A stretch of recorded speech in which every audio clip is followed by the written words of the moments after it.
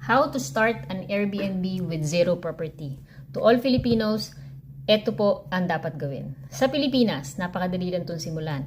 First, find an owner that will allow the subleasing. Hindi nyo kailangan bumili ng bahay, hindi nyo kailangan bumili ng condo, hindi nyo kailangan mag-deposit ng 300,000 at mamblema kung mata-turn over ba yung actual unit nyo in the future.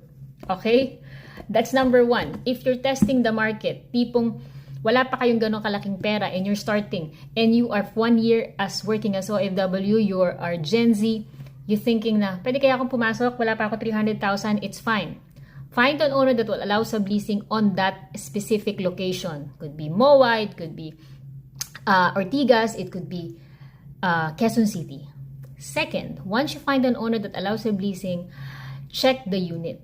Tingnan nyo kung ano yung mga bagay na dapat nyong palitan. Bed, mattress. Pero huwag kayong magdedemand na bakit walang TV, bakit walang sofa, kasi mura nyo na nakuha yun. Kapag nag-furnish kayo ng apartment, when you furnish a new apartment, it will totally cost around 150,000 depending on the quality.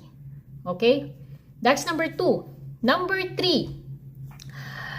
you will learn how to set up your first Airbnb. Listing, pagpalalagay ng mga title, photos, ano ba yung kailangang description. Madali lang yon, basta aaralin. And if you're interested in learning with me, you can actually DM me.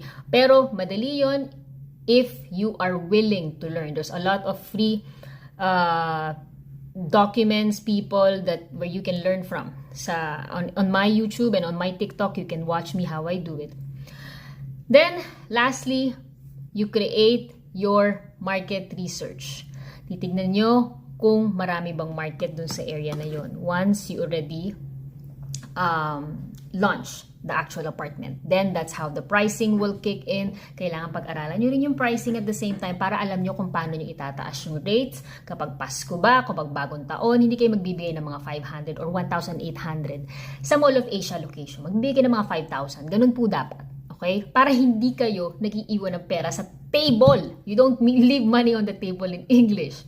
So, those are the, ano yun, 4 na steps lang, di ba? So, it's all about how you do it and how soon you are going to start the actual process.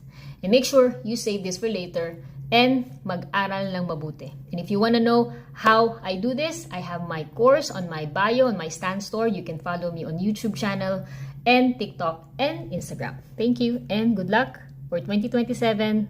Let's do it.